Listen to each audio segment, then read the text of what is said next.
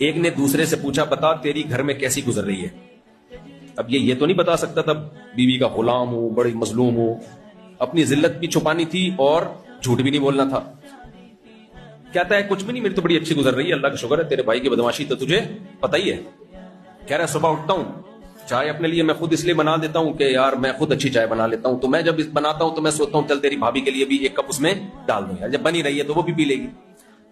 یار پھر میں کہتا ہوں جب چائے بنا لی تو پراٹھا بھی خود ہی بنا لو یار, تو پھر میں جب ایک پراٹھا تو میں نے کہا چل 2 ڈال دے یار, تیری بھابھی بھی کھا لے گی.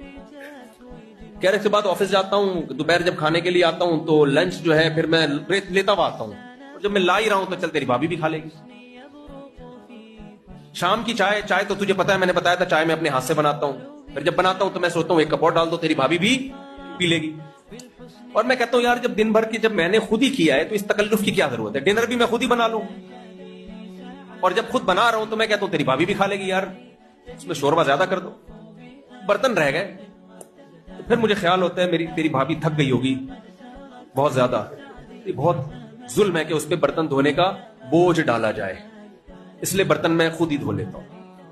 تو سنا تیری کیسی گزر رہی ہے.